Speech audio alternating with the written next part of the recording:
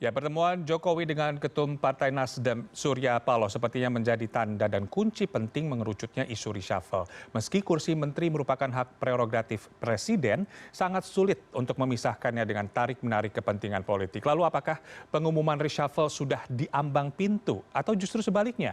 Ada tawaran-tawaran politik terkait rekonsiliasi dan konsolidasi. Saya akan membahasnya malam hari ini dengan narasumber dari Direktur Eksekutif Para Sindiket, Ari Nur Cahyo. Selamat malam, Mas Ari. Selamat malam. Ya, Malam, Mas Taufik. Mas Ari, sebenarnya kita juga akan bersama dengan kita ada Bang Ali Mohtar Ngabalin, tenaga ahli utama Kepala Staf Presiden atau KSP, tapi belum tersambung dengan kami malam hari ini. Tapi tidak apa-apa, kita akan melihat dulu dengan apa yang sudah terjadi beberapa hari terakhir ini. Presiden Joko Widodo bertemu dengan Ketua Umum Partai Nasdem, Surya Paloh. Ini Anda melihatnya seperti apa? Seperti yang tadi diungkapkan oleh si liputan sebelumnya ya, dengan Pak Sugeng Suparwoto ya, Pak Jokowi itu kesal sebenarnya dengan pencalonan Anies Baswedan oleh Partai Nasdem yang bukan pertama-tama bukan soal pencalonan Mas Aniesnya, pendeklarasian Mas Aniesnya, tetapi lebih karena memang Pak Jokowi tidak pernah diajak bicara soal itu. Ini kan kesalahan Pak Jokowi pada titik itu. Sehingga beberapa indikasi hari ini ketika ada reshuffle terkait menteri-menteri dari Nasdem, itu memang sudah mengarah ke sana. Nah, yang perlu kita cermati memang bagaimana kesalnya Pak Jokowi ini memang satu sisi memang tidak bicara soal Pak Surya Paloh tidak bicara dulu berdiskusi dengan Pak Jokowi. Yang kedua adalah narasi politik yang dibangun Partai Nasdem pasca pendeklarasian Anies Baswedan itu kan bangun antitesa Jokowi, membangun koalisi perubahan. Nah, koalisi perubahan dan antitesa Jokowi ini kan sesuatu yang linier ya, bahwa itu tidak linier dengan apa yang sebenarnya menjadi kehendak Pak Jokowi ketika sekarang di periode kedua Pak Jokowi ingin meninggalkan legasi politik yang bagus, mencari penerus dia untuk bagaimana meneruskan proyek-proyek infrastruktur nasional termasuk IKN. Jadi keinginan Pak Jokowi untuk mencari penerus sehingga pembangunan bisa berkelanjutan itu kan kontradiktif dengan upaya Partai Nasdem bukan pertama-tama soal pencalonan Mas Aniesnya, tapi membangun narasi politik tentang antitesa Jokowi dan kemudian membangun koalisi yang disebut koalisi perubahan. Walaupun sampai hari ini koalisi perubahan itu kan koalisi yang baru semi ya, koalisi belum terbentuk sebenarnya. Nah, ini sebenarnya kondisi yang membuat Pak Jokowi kurang nyaman dengan posisi Partai Nasdem. Baik, sebelum kita lanjutkan, saya bertanya pada Mas Ari, ini sudah bergabung dengan kami tenaga ahli utama Kepala Staf Presiden atau KSP, Bang Ali Mohtar Ngabalin. Selamat malam, Bang Ali. Ya, selamat malam. Assalamualaikum warahmatullahi wabarakatuh. Waalaikumsalam. Ini tadi sudah disampaikan oleh Mas Ari bahwa pertemuan Pak Jokowi dengan Pak Surya Paloh kemarin 26 Januari itu ada juga sedikit kekecewaan dari Presiden Jokowi begitu terkait komunikasi politik. Apakah itu juga yang ditangkap oleh Anda? Tidak, kalau pertemuan presiden dengan partai politik koalisi itu biasa. Dan itu hal yang normal saja. Tidak banyak orang yang tahu bahwa pertemuan itu kan juga ada yang bisa diliput media, ada juga yang pertemuan yang biasa saja sedang. Gitu. Jadi tidak bisa ada orang punya analisa yang lebih hebat daripada pertemuan kedua beliau itu. Baik, tapi apakah bisa dipastikan nih besok akan ada reshuffle? Iya, insya Allah kalau tidak ada aral melintang, itu akan terjadi. Nah, karena kan kewenangannya kan presiden memiliki kewenangan kan untuk bisa, kalau besok tidak ada aral melintang, insya Allah akan terjadi. Ya. Kita tunggu sampai besok. Ya. Nah, untuk reshuffle kali ini kinerja dan juga teamwork para menteri ini kan dianggap tidak memiliki masalah yang serius sebenarnya. Tapi kalaupun nanti reshuffle dilakukan, pengaitnya adalah banyak yang menilai terkait dengan loyalitas begitu dari partai koalisi. Konteksnya bisa berdasarkan latar belakang partai ataupun terkait dengan personal gitu. Jadi yang akan di reshuffle ini nanti apa latar belakangnya? Apakah terkait kinerja atau soal loyalitas?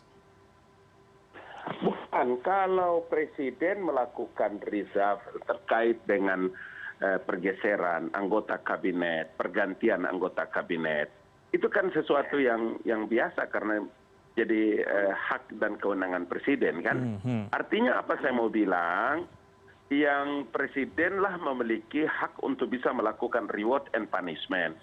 Saya mau bilang juga bahwa dalam rangka mengakhiri masa kedinasan beliau, masa kepemimpinan beliau sebagai Presiden Republik Indonesia di 2 tahun dan 1 tahun terakhir ini kan bukan tidak main-main, banyak pekerjaan, banyak agenda-agenda strategis yang harus dan segera akan dilaksanakan. Sehingga kalau Presiden punya penilaian terhadap tugas-tugas seberat ini, kemudian ada menteri yang harus segera terjadi pergantian, juga hal yang normal dan biasa kan. Itu bacaannya. Tapi kan sejak pertemuan Jokowi dengan Surya Paloh beberapa waktu lalu, isu menteri dari Partai Nasdem yang akan terdepak dari kabinet ini kan semakin menguat nih Bang Ali. Termasuk juga hari ini saat Jokowi mengadakan beberapa agenda rapat, beberapa menteri yang kebetulan juga dari Nasdem tidak hadir. Apakah ini jadi suatu pertanda? Kalau hari ini begini, ini yang dari tadi. Kalau hari ini ingat baik-baik, orang bicara tentang IKN, orang bicara tentang investasi, orang bicara tentang Labuan Bajo, Menteri Ekonomi, Menteri Koordinator Ekonomi, bidang ekonomi, kemudian Menteri Keuangan, kemudian Pak Bahlil. Iya kan? Jadi biasa saja, normal. Jadi mungkin bisa ditegaskan lagi nih Bang Ali, ketika nanti Jokowi akan mereshuffle menteri-menterinya, yang menjadi alasan utama Jokowi mereshuffle itu adalah kinerjanya kah atau terkait dengan loyalitasnya? Ya pasti dong. Pasti kalau Presiden melakukan penilaian itu kan melakukan evaluasi terkait dengan kinerja kan. Kalau loyalitas, jangan keliru bahwa ketika Presiden membutuhkan kader-kader terbaik dari partai politik untuk membantu Presiden di pemerintahan, loyalitasnya tidak ke partai, loyalitasnya kepada Presiden. Karena menjalankan tugas-tugas Presiden sebagai kepala pemerintahan dan sebagai kepala negara. Itu bacaan yang mesti dan akan terjadi sepanjang masa di Republik ini. Gitu. Ya, kalau misalkan memang yang dinilai adalah kinerja, itu artinya seluruh menteri di bawah Presiden Jokowi, di bawah Kabinet Indonesia Maju juga harus dievaluasi dong kalau begitu ya. Dan apakah ada, karena informasi yang beredar ada tarik-menarik begitu ketika akan diganti menteri yang A dengan menteri yang B begitu, apakah ada tarik-menarik itu? Iya, yang bisa melakukan evaluasi itu Presiden. Apakah Presiden mau melakukan seluruhnya atau tidak ada, atau beberapa saja menteri yang bisa dilakukan evaluasi, tentu saja Presiden, karena ada agenda-agenda strategis yang Presiden canangkan. Ya, baik. Saya akan ke Mas Ari dulu tanggapan ini terkait dengan adanya tarik-menarik siapa yang menggantikan posisi siapa di Kabinet Indonesia Maju nanti. Mas Ari. Ya, siap. Oke, Mas. Baik. Kalau pertimbangan Presiden yang jelas, yang pertama itu pasti faktor kinerja. Karena Presiden butuh bagaimana mempercepat akselerasi kabinet di 2 tahun terakhir masa pemerintahan Pak Jokowi. Apalagi ada ancaman krisis dan kemudian resesi global.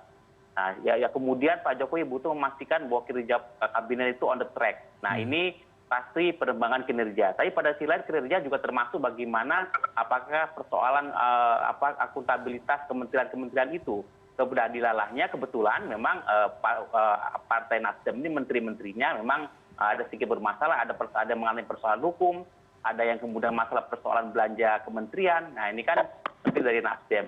Itu yang jelas pertimbangan kinerja ya, termasuk bagaimana akuntabilitas kementerian menteri yang bersangkutan. Yang kedua pasti pertimbangan politik. Nah, pertimbangan politik ini termasuk tadi persoalan loyalitas menteri dan kemudian sama-sama lebih pada loyalitas bagaimana partai ya. Nah, di sini sebenarnya loyalitas ini dibutuhkan untuk apa? Untuk bagaimana Presiden di saat terakhir 2 tahun masa jabatan ini mengkonsolidasikan seluruh kekuatan politik yang ada termasuk kekuatan partai untuk memastikan bahwa pemerintahan tetap berjalan efektif, pemerintahan kemudian Presiden tidak kemudian menjadi lemdak pemerintahan ini. Nah, ini kan menjadi pertimbangan politik Presiden sehingga dua hal, kinerja, kemudian pertimbangan politik termasuk untuk tujuan konsolidasi, tentu menjadi pertimbangan presiden untuk memutuskan apakah melakukan reshuffle kabinet atau tidak. Saya sih melihatnya presiden membutuhkan untuk melakukan reshuffle, tapi persoalan timing saja besok atau mungkin next Rabu Pon kali ya, kira-kira begitu. Ya, saya ke Bang Ali lagi. Bang Ali, apakah ada pertimbangan terkait dengan persoalan hukum yang membelit salah satu menterinya untuk juga yang menjadi alasan Jokowi akan mereshuffle? Ya, itu yang tadi juga saya bilang bahwa presiden keputusan strategis itu kan bukan satu faktor, satu alasan, tapi kan banyak faktor-faktor terpenting yang harus presiden lakukan. Dan itu saya kira tidak banyak tahu di luar. Apakah itu juga termasuk dengan ekses manuver politik Nasdem yang telah terang-terangan mengusung Anies Baswedan sebagai bakal calon presiden 2024 mendatang, Bang Ali? Dari awal presiden menyampaikan pesan bahwa dalam keputusan kemudian langkah dilakukan oleh partai politik itu sama sekali tidak ada. Hubungan antara presiden dengan partai politik itu adalah kontrol partai pelaksana kebijakan pemerintah di parlemen. Jadi kreasi yang dilakukan oleh partai atau partai politik itu juga yang saya bilang apa bedanya dengan Golkar yang dalam munasnya kemudian mencalonkan Erlangga menjadi ketua umum. Apa Gerindra lain sebagainya. Kenapa kemudian menukik beberapa faktor yang tidak ada untuk bisa menjadi pertimbangan masyarakat di rumah. Ya, baik, saya akan ke Mas Ari lagi nih sekarang. Ada 3 kemungkinan yang terjadi ketika reshuffle jadi digulirkan. Pertama, Jokowi justru tidak akan menyentuh kader-kader Partai Nasdem untuk menghindari konflik. Kedua, bisa saja menyentuh kader Nasdem, tapi tidak semuanya. Dan yang ketiga, secara ekstrim mengganti semua menteri yang berasal dari Nasdem. Menurut Anda, opsi mana yang akan dipilih oleh Jokowi? Saya pikir Pak Jokowi akan mengkombinasikan tadi pertimbangan kinerja termasuk persoalan hukum dan juga pertimbangan politik untuk melakukan reshuffle. Dan di samping itu kan sebenarnya pertimbangan politik ini juga sebenarnya termasuk desakan politik dari partai PDI Perjuangan yang memang di ruang publik sudah membuka dan mewacanakan bagaimana meminta presiden untuk mereshuffle menteri dari Nasdem. Dan saya pikir Pak Jokowi mempertimbangkan persoalan kinerja, persoalan hukum tadi juga, dan persoalan politik, pertimbangan politik, sehingga tujuan utama presiden adalah memastikan bahwa pemerintahan itu on the track, posisi politik presiden juga tetap kuat, tidak menjadi lame duck government begitu, dan presiden memastikan bahwa soal legasi pemerintahan Jokowi itu dipastikan akan diteruskan untuk presiden berikutnya. Persoalan IKN misalnya, itu sangat riskan bagi Pak Jokowi untuk tidak kemudian membangun sebuah kontinuitas dari pemerintahan hari ini kepada presiden berikutnya. Kita tidak ingin misalnya IKN itu menjadi seperti hambalang yang mangkrak. Nah, ini pasti menjadi pemikiran politik presiden dan tim sekitar presiden untuk memastikan bagaimana penerus Pak Jokowi. Nah, ini kemudian yang membuat presiden menjadi tidak nyaman ketika pertama-tama sekali lagi bukan soal pendeklarasian Anies Baswedan ya, tapi narasi politik yang dibangun oleh Nasdem bersama Mas Anies dan timnya soal antitesa Jokowi dan soal diksi soal koalisi perubahan. Seakan-akan itu tidak membuat sebuah kondisi yang kontinuum terhadap bagaimana pemerintahan Pak Jokowi sekarang. Nah, Pak Jokowi kan ingin bagaimana legacy, bagaimana apa yang sudah dicapai diteruskan, jangan sampai kemudian ditinggalkan. Nah, ini ya sebenarnya sangat strategis buat presiden memastikan pemerintahan tetap terkonsolidasi dan juga bagaimana setelah Pak Jokowi ini presiden mendatang juga meneruskan semua hal baik legacy dan proyek-proyek yang dilakukan Pak Jokowi. Pertimbangan politik ini ya memang menjadi pertimbangan serius presiden untuk nanti salah satunya menimbang perlu tidaknya melakukan reshuffle, dan kemungkinan besar memang Partai Nasdem ini yang menjadi karena memang ada desakan politik dari PD Perjuangan juga yang juga menjadi bagian dari presiden. Saya pikir hal ini yang kemarin juga dibicarakan secara empat mata antara Pak Jokowi dan Pak Surya Paloh. Tapi berarti itu memang di garis bawah dari pernyataan Anda ya, memang ada desakan juga dari PDIP begitu ya. Bagaimanapun juga kita melihat bahwa deklarasi Anies ini sebagai representasi dari oposisi, apalagi Anies sering dipersepsikan berseberangan dengan Jokowi. Jadi tidak hanya itu, setelah mendukung Anies, Nasdem ini dinilai berpotensi akan berkoalisi dengan partai-partai oposisi. Jadi memang ada catatan khusus nih, terutama untuk menteri-menteri yang berasal dari Nasdem, begitu, Mas Ari? Saya lebih menekankan bukan pertama soal koalisi atau non koalisi, tetapi soal narasi.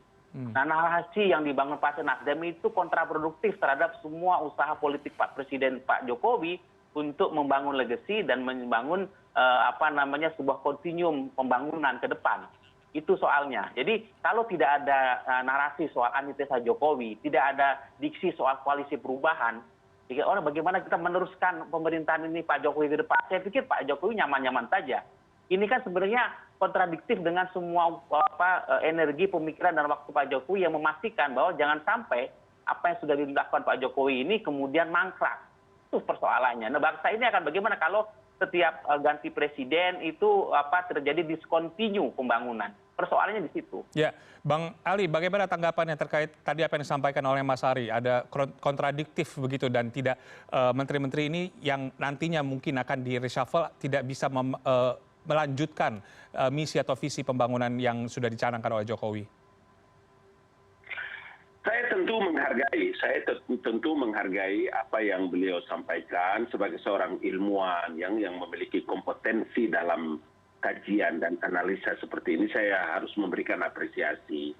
Tetapi saya juga harus ingin mengatakan bahwa kalau Presiden melakukan pergantian kabinet, pergeseran kabinet, tentu saja bahwa Presiden tahu bahwa periode Anda dari kerja ke kerja dia sudah tahu kontraknya selesai atau mungkin sudah sampai di sini saja atau mungkin untuk melanjutkan 1 tahun terakhir ini dia melihat kinerja, karakter, prinsip-prinsip dasar yang mungkin melekat pada seseorang atau anggota kabinet, lain-lain dan seterusnya. Maka itu saya tadi katakan bahwa Presiden dalam fungsi kedudukan dan kapasitasnya memiliki kalkulasi tersendiri dari kemampuan kinerjanya dan lain-lain sebagainya. Itu yang tadi saya katakan. Sehingga saya harus mengatakan juga bahwa kalau nanti besok ada pergantian kabinet di beberapa orang, ya sudah batas waktunya. Maka saya berulang-ulang mengatakan ketika dipanggil oleh Presiden datang ke istana dengan gembira dan tersenyum manis, maka besok goodbye dengan senyum dan semangat sekali lagi dalam tugas-tugas kemanusiaan yang lebih banyak. Ya, saya kira itu. Ya, tapi meskipun akan tetap dibungkus tadi ya peningkatan performa kabinet, isu keretakan koalisi pendukung pemerintah ini kan sudah terlanjur merebak nih, Bang Ali. Apakah ini jadi poin paling dilematis dalam pemerintahan Jokowi? Tadi juga disebutkan bahwa ada desakan dari PDIP untuk segera mereshuffle beberapa kabinet. Bagaimana Presiden mengelola tekanan yang luar biasa ini dengan kepentingan menjauhkan lembaga kepresidenan dari jebakan dilema partisan begitu? Kalau dilihat kan bukan saja partai koalisi, banyak orang juga melakukan hal yang sama. Tapi kalau kemudian Partai Demokrasi Indonesia Perjuangan menyampaikan usulan dan itu kepada Presiden, tidak ada yang salah kan? Itu sah-sah saja karena tentu saja punya pertimbangan-pertimbangan sendiri. Melihat tentang bagaimana bersama-sama dengan Presiden sampai akhir masa dinasnya dan lain-lain.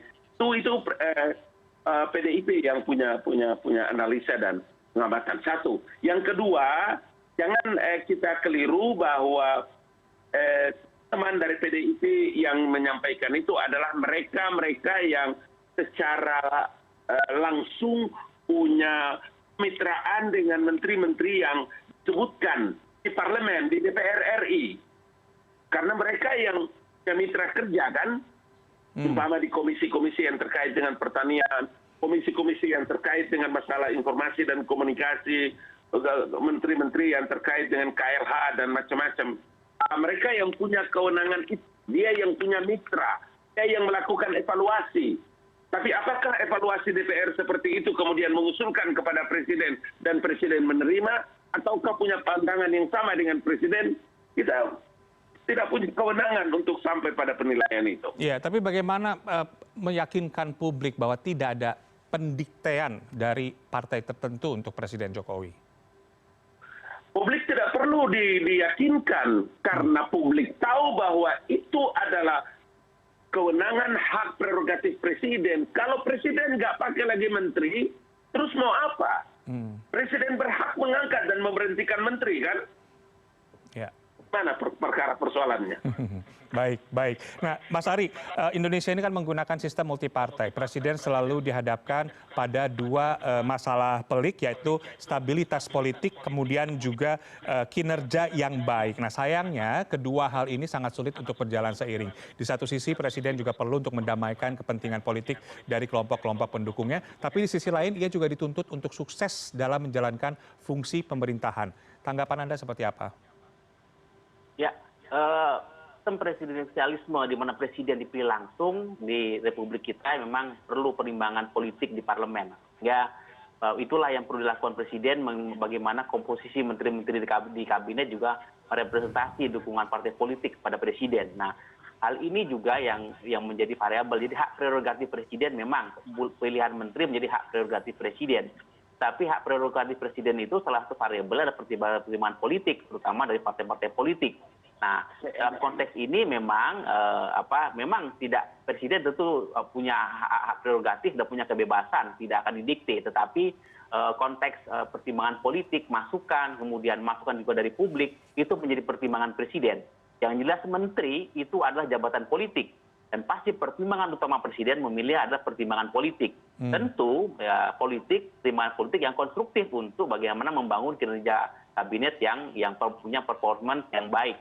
Nah, tetapi memang pertama-tama kan pertimbangan politik itu yang menjadi pertimbangan utama presiden dalam membentuk kabinetnya. Apakah merekrut menteri baru atau melakukan reshuffle. Nah, ini yang perlu dipahami bahwa memang hak prerogatif presiden itu terikat dalam arti memang kepada pribadi presiden, tetapi juga itu melihat konteksnya adalah bagaimana kondisi politik dan pertimbangan politik yang harus dilihat oleh presiden. Nah, melihat kondisi politik saat ini, apakah Anda melihat yakin besok akan ada reshuffle, Mas Ari?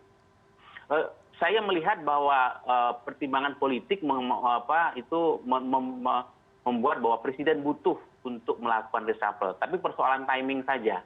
Apakah besok itu kan presiden pergi ke Bali ya, siang pas sore begitu ya. Rasanya kalau kita lihat Rabu pun ya, presiden melakukan reshuffle itu presiden posisinya ada di Jakarta, ada di ibu kota ya. Saya pikir ya kalau mungkin jadi besok, kalau menurut Bang Ngabalin ya, Bang Ngabalin lebih ngerti lah karena lebih dekat kilometer 0. Kalau kita kan kilometer 10 ini Mas. Jadi tapi kalau memang tidak besok, tapi memang presiden itu merasa perlu untuk melakukan reshuffle. Pertama-tama pertimbangan politik untuk mengkonsolidasikan kekuasaan politik presiden supaya sampai dengan akhir 2024 kekuasaan tetap terkonsolidasi, loyalitas para menteri dan partai politik tetap terbangun, dan tadi memastikan bahwa presiden dan pemerintahan tidak menjadi lemdak. Ya, baik. Terakhir, Bang Ali, yang paling tahu nih agenda Pak Jokowi besok apa saja nih? Apakah benar akan diumumkan besok, sekali lagi saya tegaskan, untuk reshuffle kabinet? Insya Allah kalau tidak ada aral melintang besok. Baik. Itu kalau tidak ada aral melintang dengan izin Allah Subhanahu wa taala, besok siang itu antara jam 10 sampai dengan jam 12 itu ada agenda internal. Apakah agenda internal itu terkait dengan reshuffle kabinet? Kita tunggu. Tapi saya punya keyakinan dari dialog kita, dari termasuk terakhir tadi saya di Istana Negara, ya kalau tidak ada aral melintang, insya Allah besok ada reshuffle. Baik, kita tunggu saja. Berarti yang dibutuhkan Jokowi sebagai presiden saat ini adalah memastikan kabinetnya tetap bekerja meski pertarungan kepentingan politik elektoral ini sekian sengit, dan Jokowi juga perlu untuk menegaskan sosok kabinet kerja yang lebih fokus pada programnya dan juga mengayomi semua kepentingan parpol untuk menghadapi Pilpres. Dan yang jelas tentunya apapun bentuk reshuffle kabinet nanti, kita tentunya berharap semua ini untuk rakyat, bangsa, dan juga negara. Terima kasih Bang Ali Ngabalin dan juga Mas Ari Nur Cahyo atas waktunya di CNN Indonesia Prime News malam ini. Salam sehat selalu, Bapak-Bapak. Terima kasih. Assalamualaikum. Bang Ngabalin. Waalaikumsalam.